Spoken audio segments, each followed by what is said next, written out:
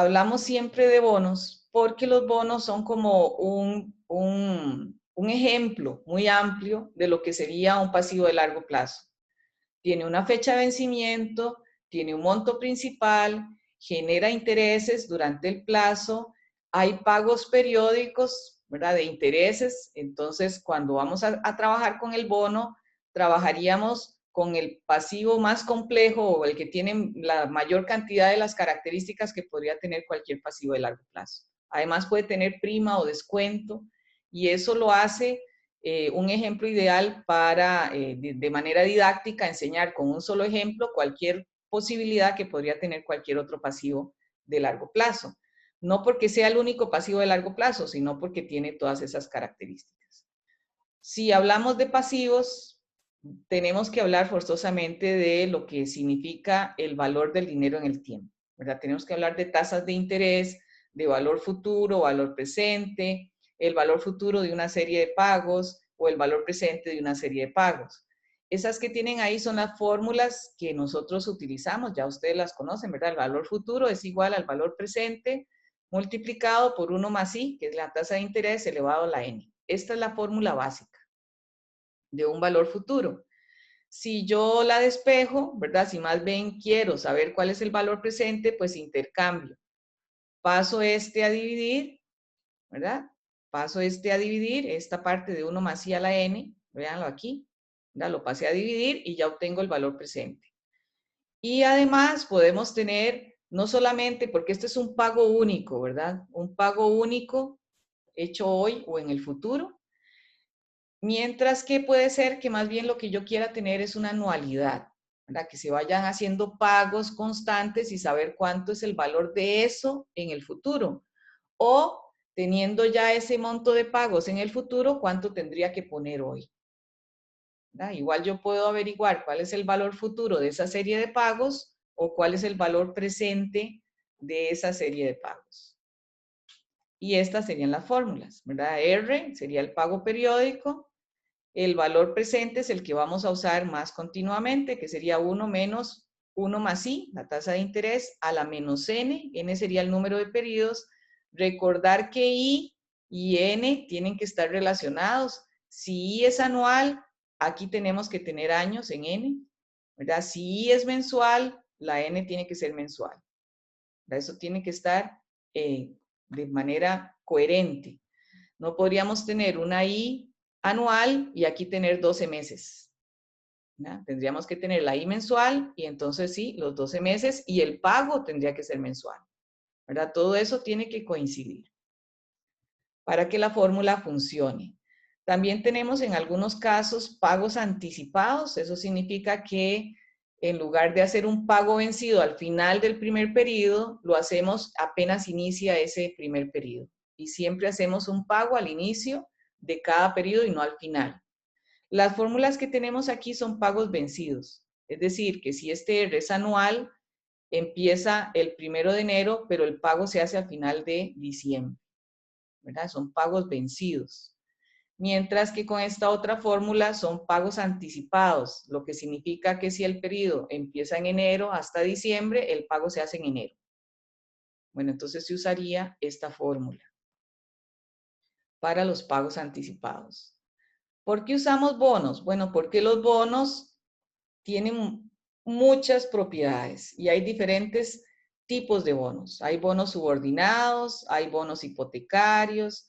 Bueno, los bonos subordinados son los que están avalados por todos los bienes de la empresa. Los hipotecarios tienen de aval o de garantía un bien específico. Yo puedo hipotecar para tener de garantía a los bonos y darle esa confianza a los inversionistas un edificio o un fondo. Hay bonos con cupón. Bueno, ya el cupón no existe. El cupón antes era físico, es decir, a usted le daban un cartoncito que tenía como una serie de timbres abajo y usted los iba arrancando y los cambiaba en el banco. Eso ya no existe, ¿verdad? Ahora lo que existe es un cupón, digamos, virtual, lo que significa que usted adquiere el título, que también es virtual porque no le dan ningún cartón, y periódicamente le pagan los intereses. Bueno, ese cupón es ese pago de intereses. Hay bonos de cupón cero, que son los que tienen un gran descuento. Entonces, en esos usted hoy invierte, por ejemplo, 100.000 colones, pero en el futuro le dan 200.000. Pero no hay pagos periódicos, no hay pago de interés. Simplemente lo que hay es una gran diferencia entre el valor presente y el valor futuro, a lo que llamamos descuento.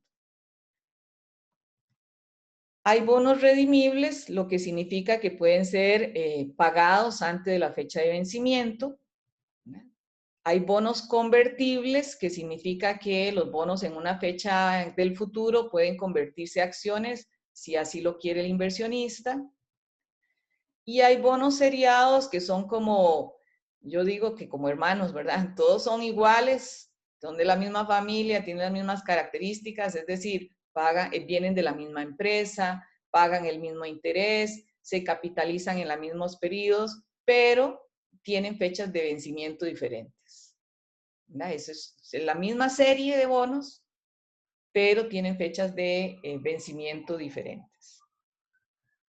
Y con esas características, pues nosotros teníamos que hacer todos los registros, ¿verdad? Dependiendo de si es con cupón, sin cupón, si es redimible, si es convertible o si es seriado.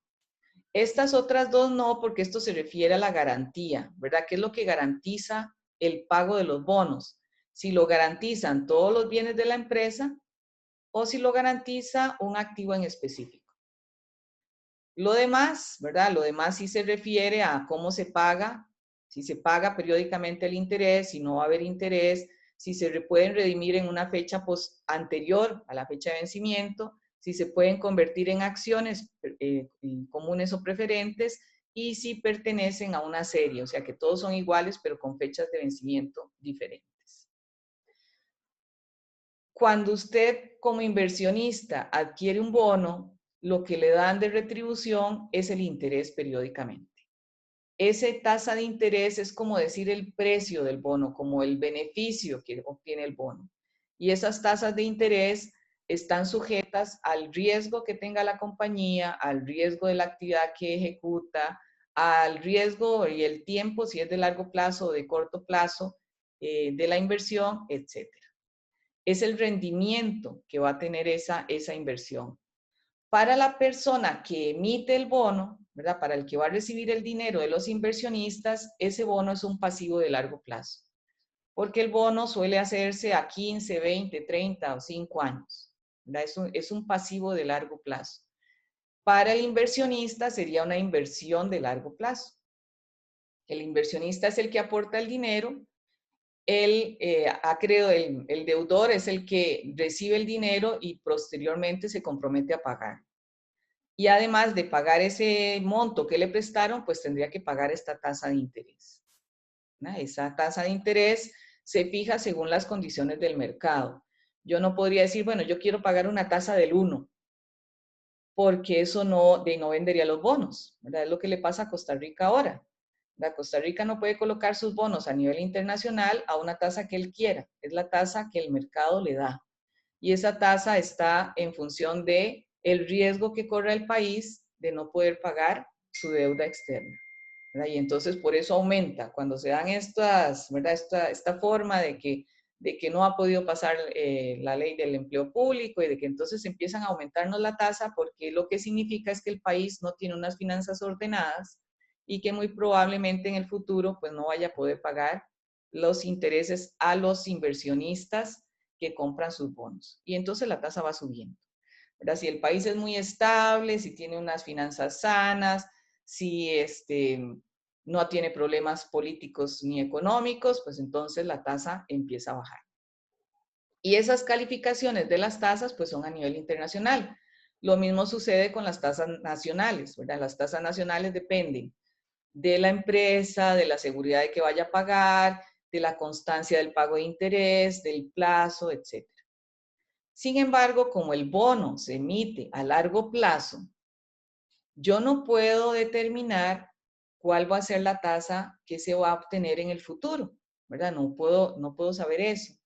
Lo que hacen los emisores de los bonos es calcular una tasa muy baja para que después no se vean afectados con las tasas que hay en el mercado. La que escriben en el bono suele ser una tasa muy conservadora. pero el bono no se negocia a esa tasa, ¿verdad? El bono se negocia a la tasa que esté en el mercado. Y por eso surgen primas y descuentos, ¿verdad? Porque con la prima o con el descuento se ajusta la tasa nominal que está en el bono. La tasa nominal del bono puede ser muy baja, pero si yo emito el bono con mucho descuento, pues eso le favorece al inversionista. O la tasa del bono puede ser muy alta y entonces más bien el deudor dice, sí, pero entonces yo necesito que usted me pague una prima sobre el bono, ¿verdad? Le dice al inversionista, porque ese bono tiene una prima, tiene una tasa de interés mucho mayor que la que hay en el mercado. El bono puede ser a 5, 10 o 15 años, pero se negocian todos los días en el mercado, ¿verdad? Eso quiere decir que sí, la primera vez se emite y se le entrega a un inversionista, pero el inversionista puede en el mercado secundario cambiar su bono. Él no es que se casa con el bono y tiene que esperarse los 15 o 30 años del bono. Él lo que hace es hacer la inversión y cuando ya necesita el dinero, pues va al mercado y coloca ese bono y recibe su dinero. Claro que lo coloca en el mercado a la tasa que esté en ese momento. Por eso surgen las primas y los descuentos en los bonos, ¿verdad? Porque la tasa nominal, la que está escrita, la que está contratada, no es igual a la tasa de mercado en la fecha en la que se negocia el bono. Bueno, nosotros vamos a ver aquí solamente las negociaciones entre el emisor y el inversionista. La primera, ¿verdad? La que es la negociación primera. Pero hay negociaciones muchas más de ese bono en el mercado secundario, ¿verdad? Siempre el deudor va a ser la empresa original que emitió el bono. Siempre esa empresa es la que está obligada a pagar el bono al vencimiento y a pagar los intereses que están establecidos en el contrato del bono. Y las características que están nominalmente en el contrato del bono no cambian durante los 15 años. Lo que cambia es la forma en que se negocia en el mercado, ¿verdad? Lo que cambia es si en el mercado hay una tasa mayor que la que tiene el bono o una tasa menor que la que tiene el bono, pues va a haber una prima o un descuento. Es decir, que se paga más del valor nominal del bono o se paga menos de ese valor nominal cuando se adquiere. Bueno, aquí vamos a ver, ¿verdad?, que surge una prima si el rendimiento es menor que la tasa que hay en el contrato del bono, ¿verdad? El rendimiento del mercado es menor que la tasa establecida en el contrato del bono. En ese caso, cuando yo voy a registrar, el gasto por intereses va a ser menor que los intereses que se pagan.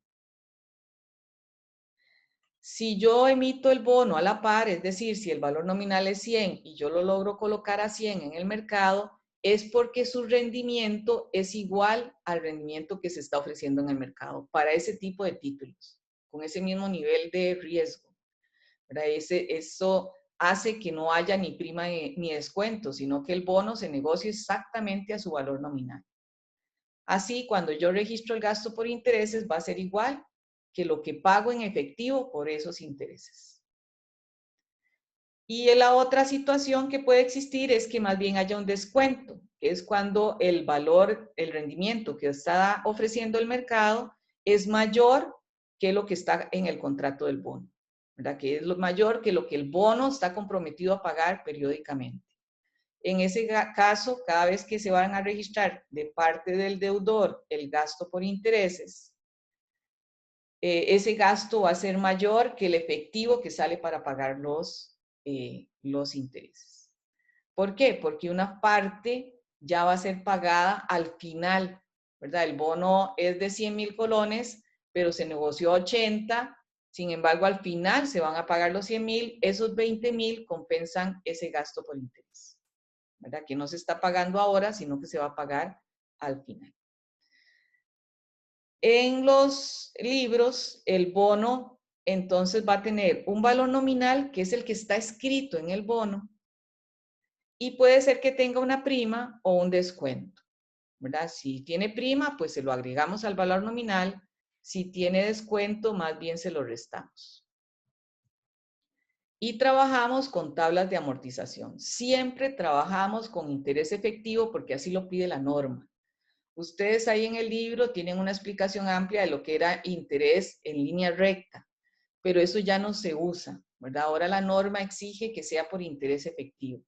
El interés efectivo asegura que siempre haya la misma tasa de interés registrada, mientras que por línea recta lo que se aseguraba es que siempre se distribuía la misma cantidad de gasto de interés entre todos los periodos. ¿Verdad? Aquí no, aquí va a haber un interés efectivo, o sea, la misma tasa, no, no el mismo valor absoluto.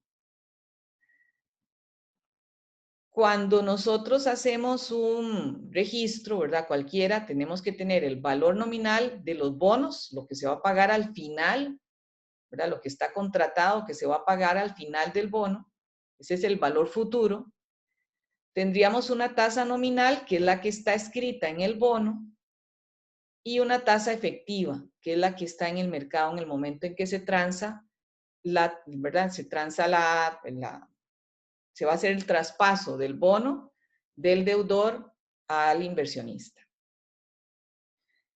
Con esos datos nosotros calculamos el valor del bono. En este caso el bono es para 3 años. Si usted lo pone en su calculadora financiera, pues pondría en el valor futuro 200,000. Pago periódico 24,000, porque cada uno de los años va a pagar el 12% de 200,000. Y se los trae a valor presente al 10%, que es la tasa de mercado. La tasa nominal, para lo único que me sirve es para saber cuánto va a pagar ese bono periódicamente. En este caso, periódicamente va a pagar 12% de 200,000, va a pagar 24.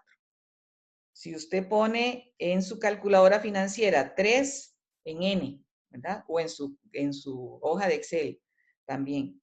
Y la tasa, si el N es anual, la tasa es anual, ¿verdad? La tasa que vamos a usar es 10, porque es la de mercado. Y en el valor presente, o es lo que voy a averiguar, el pago periódico sería 200,000 por el 12%, ¿verdad? Que da los 24, y en el valor futuro ponemos 200,000. Hay que recordar que nosotros como, en este caso, estamos de parte o haciendo las transacciones del deudor, ¿verdad? El deudor paga los 24,000 y también paga los 200,000, así que esos dos montos serían negativos. Y si usted los pone negativos, entonces le va a salir, cuando pide el valor presente, le va a salir positivo. Si lo hacemos al revés, ¿verdad? El valor presente va a salir negativo, ¿verdad? Si lo hace así y usted averigua el valor presente, le va a dar los 209,947. Y la tabla se construye. El pago siempre va a ser el mismo, porque siempre son 200 sobre 2 por 12%. El gasto de intereses es multiplicar el valor actual del bono por la tasa efectiva, eso me va a dar el gasto. Vean que el gasto aquí va disminuyendo, porque el saldo va disminuyendo. Como se pagan 20,000, ¿verdad? 24, perdón, pero el gasto es de 20, pues hay una diferencia de 3 que amortiza la deuda periódicamente hasta que llega a 200, ¿verdad? Va disminuyendo en 3,000, 3,300, 3,600, hasta que la deuda queda en 200. En esta fecha el deudor paga los 200 y ya no hay deuda, ¿verdad? Eso significa que la prima se va a ir amortizando periódicamente y esa prima está incluida aquí en el gasto de interés. ¿Por qué el gasto de interés es menor que el pago de intereses?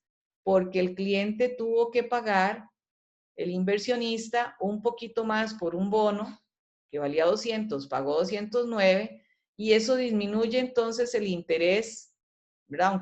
Aunque el deudor está pagando 24,000 de intereses, en realidad estos 9,000 se los había pagado anticipadamente el inversionista, ¿verdad? Y eso hace que la tasa, que aquí está calculada con un 12, en realidad es de un 10, ¿verdad?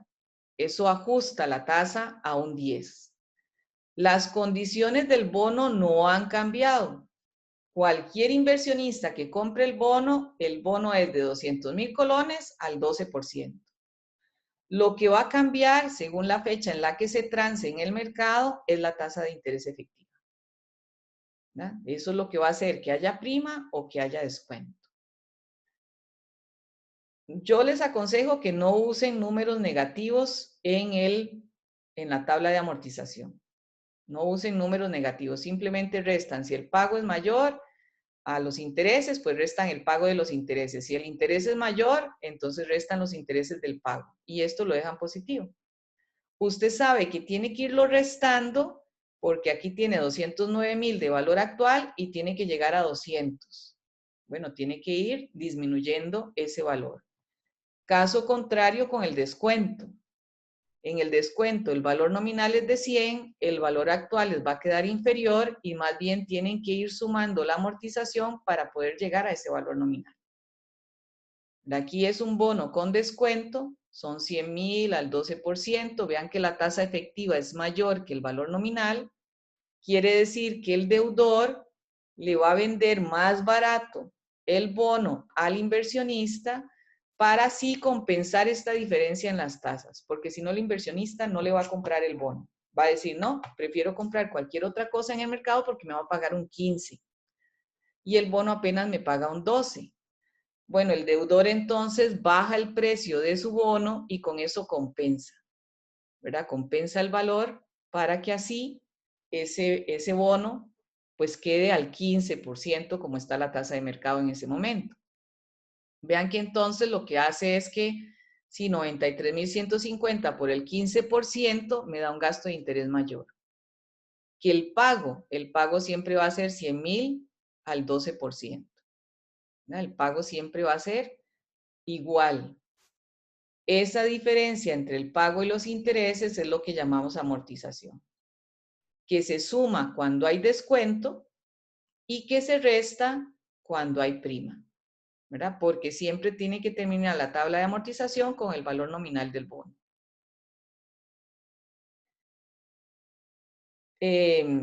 Bueno, hay bonos que se compran entre fechas de pago de interés, ¿verdad? En ese caso nosotros trabajamos con días naturales y lo que vamos a hacer es dividir el primer pago, ¿verdad? Hacemos el bono hacia atrás hasta el primer pago, que aquí se paga en octubre o en noviembre, bueno, en este se paga en noviembre.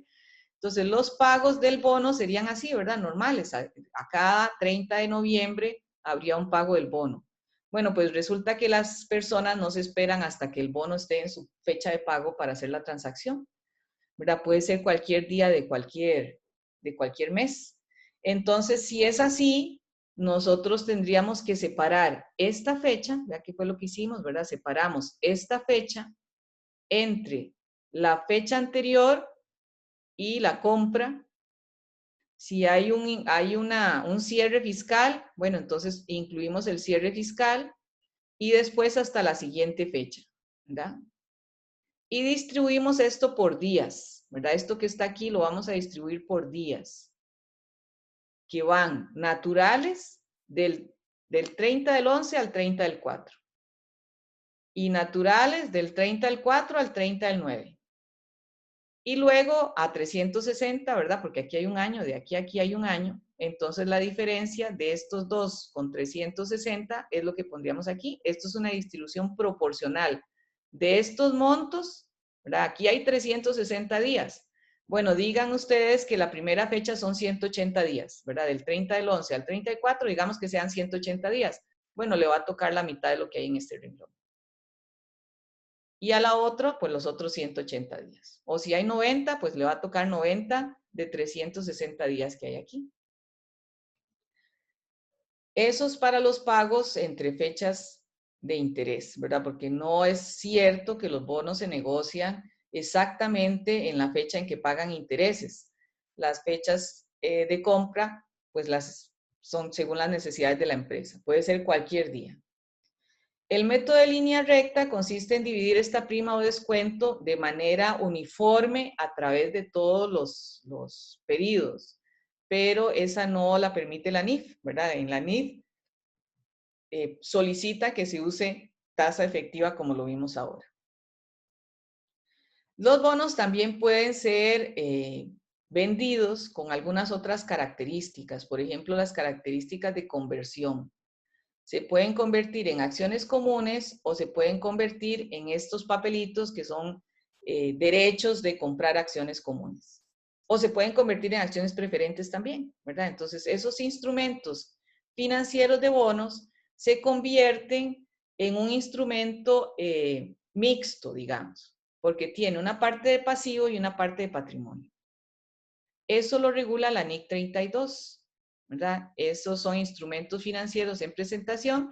Dice que esto se debe evaluar para registrar por separado la parte que es de pasivo y la parte que es de patrimonio. O sea, cuando usted vende el bono, lo vende como en un paquete, porque está vendiendo el bono, pero también su característica de conversión.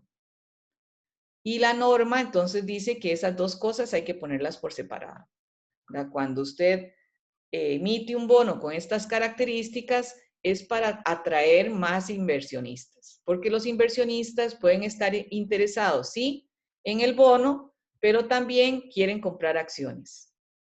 Y el bono les asegura que sí, que en un futuro van a poder comprar estas acciones.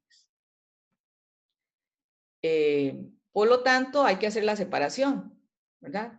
Esos bonos convertibles los hacen, bueno, primero porque la empresa no quiere emitir acciones todavía para no bajar el precio de las acciones en el mercado y entonces emite los bonos. También puede ser porque la emisión directa de acciones va a subvaluarlas en el mercado.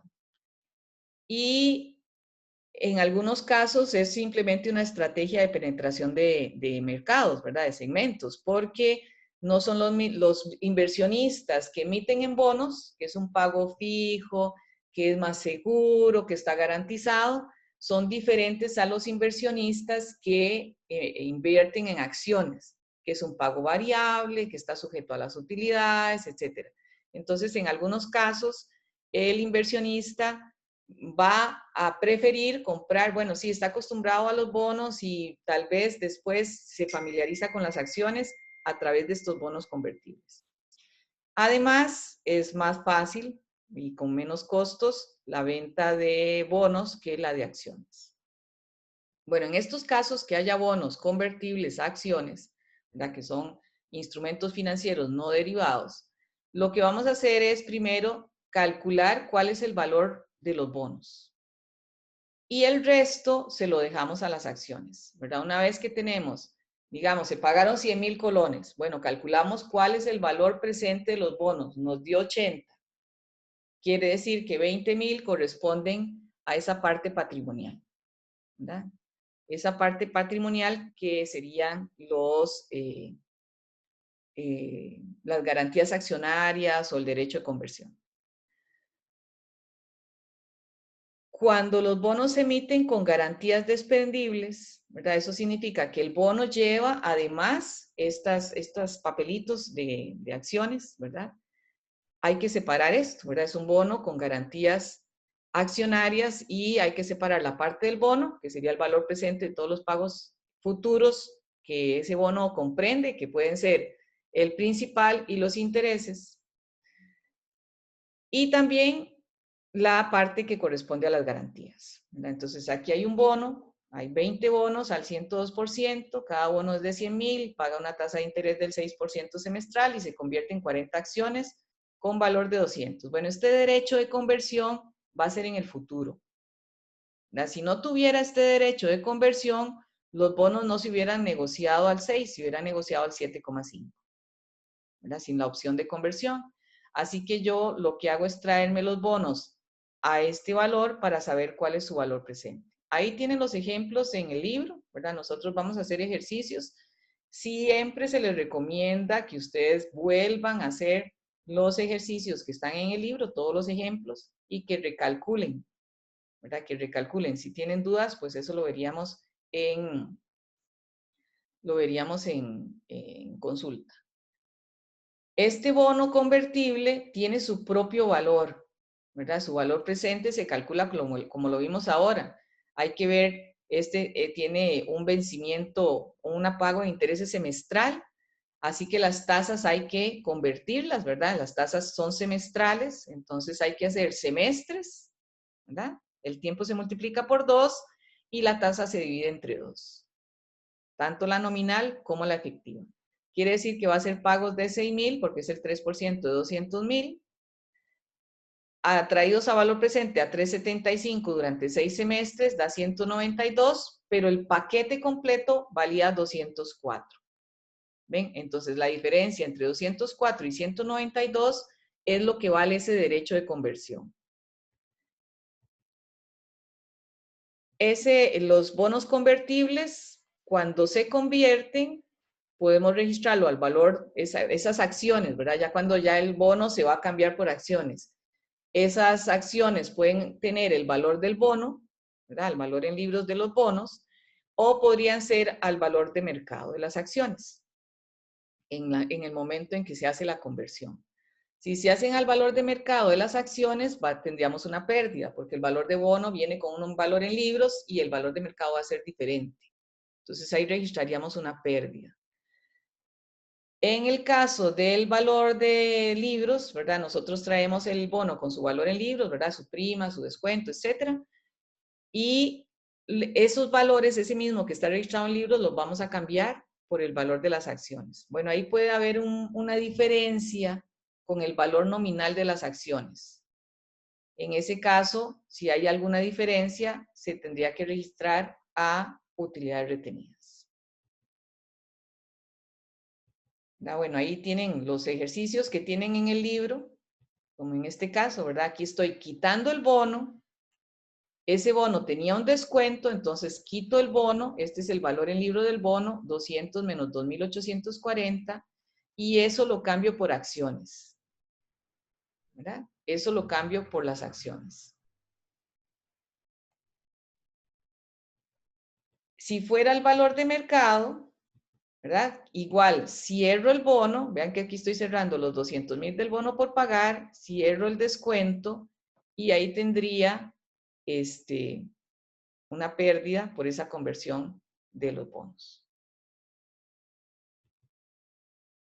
¿Verdad? Las primas y las acciones de las... Lo que cambia aquí es el valor de las acciones, ¿verdad? Aquí las acciones están al valor del bono, aquí las acciones están al valor de mercado.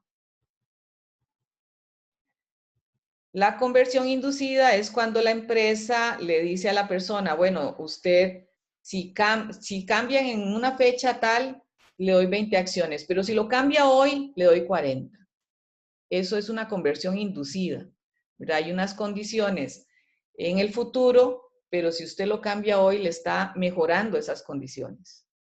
En ese caso, siempre registramos la pérdida de conversión porque va a haber, en ese caso, por ejemplo, que se daban 20 y ahora se dan 40, 20 acciones más que se entregan. Pero eso lo hacemos en los ejercicios, revisan los ejemplos que están en la antología. También los bonos se pueden emitir con garantías desprendibles, ¿verdad? Bueno, ahí pueden ver los asientos. El valor del bono siempre se calcula igual, se trae a valor presente, se calculan los semestres. Como son semestres, las tasas siempre son anuales, se dividen entre 2, ¿verdad? Porque un año tiene 2 semestres y se trae a valor presente el bono. La diferencia entre este valor y el valor que se pagó por ese bono va a ser el valor de las garantías, ¿verdad? En este caso, casi 4,000 colones. Ustedes lo tienen registrado ahí, ¿verdad? El emisor del bono entonces recibe 98,000 colones, pero el bono vale, aquí tenemos el descuento, ¿verdad? El bono, según la tabla, vale 94,582, su valor nominal son 100,000, la diferencia entre estos dos valores sería el descuento, que en el caso del deudor siempre se va a registrar en una cuenta separada de descuento en bonos por pagar, ¿verdad? Entonces el valor nominal del bono se compara con su descuento para tener el valor en libros del bono. Como se pagaron 98 por algo que vale 94, pues aquí tenemos el valor de las garantías. Cuando se ejerzan esas garantías, el bono sigue funcionando, porque no es que yo cambio el bono por acciones. En este caso, lo que cambio son las garantías por acciones. El bono sigue pagando sus intereses, ¿verdad? Y en el momento en que se conviertan las garantías a acciones, simplemente el inversionista paga un poco más y se le dan las acciones, pero el bono sigue funcionando. y el que no ejerza el derecho, pues se vencen las garantías, ¿verdad? Y también los bonos se pueden redimir antes de lo planificado. En esos casos cerramos todas las cuentas del bono y va a haber una pérdida por redención anticipada del bono. Generalmente hay una pérdida porque obviamente hay que compensar al inversionista por haberle pagado antes el bono, ¿verdad? Y eso no se puede hacer a menos que esté en el contrato. El bono tiene una fecha de vencimiento y la única forma de pagarlo anticipadamente es que así esté escrito en el contrato del bono. Los bonos con cupón cero no pagan intereses. El gasto de interés es el mismo que la amortización porque no hay pago, no hay efectivo periódicamente. Y siempre se emiten con un gran descuento. Como el interés no se paga, se va agregando a la deuda hasta que llega a los 100,000, que es el valor nominal. Ahí tienen el ejemplo en el libro, pero no tienen la tabla de amortización, pero aquí la tienen en la presentación. En ese caso, el bono siempre se va a ir registrando, ¿verdad? Cuando se registra el gran descuento de 50,000, el valor nominal y lo que se recibe en efectivo. Y periódicamente solamente se registra el gasto de interés contra el descuento porque no hay pago en efectivo. Eso va haciendo que la deuda aumente hasta que llegue a su valor nominal. Y finalmente los bonos seriados pues son estos que vimos que tienen el mismo valor nominal, la misma tasa de interés, se negociaron a la misma tasa de interés efectiva, pero tienen fechas de vencimiento diferentes. En la página 114 tiene un ejemplo de esos bonos seriados, ¿verdad? Aquí está la serie A, la serie B, la serie C, la serie D. Esos bonos, lo que tienen diferente es que el vencimiento, ¿verdad? Este vence a 1 año, este a 2, este a 3, o a 1 periodo, a 2 periodos, a 3 periodos o a 4 periodos, ¿verdad? Lo que tienen diferente es el vencimiento, pero si lo ven, todo lo demás es exactamente igual. Eso implica que cuando yo voy a calcular toda la familia de los bonos, voy a juntar las 4 tablas de los bonos, ¿verdad? Entonces, si este ya venció, el interés ya no se paga sobre ese bono, lo ven aquí, ¿verdad? Al principio se paga el interés sobre las 4 series, pero ya la serie A venció, entonces se sigue pagando sobre la serie B, C y D. Luego vence la C, se sigue pagando sobre D, ¿verdad? Y los intereses van a ir cambiando. Y también el gasto por interés, porque va a haber una amortización fuerte, además de la diferencia entre los intereses y el pago, hay un pago adicional de la serie A o de la serie B o de la serie C o de la serie D que baja el valor nominal, el valor en libros de los bonos y por lo tanto el interés va a ir bajando, ¿verdad? Periódicamente. También tienen ahí un tema de bonos en moneda extranjera, ¿verdad? Que lo que hay que tener en cuenta es que el bono se emite en dólares y se registra en colones. Pero el pago de intereses es en dólares y la emisión es en dólares y el pago al final es en dólares. Lo que hay que ir revisando es cómo va registrándose la deuda, ¿verdad?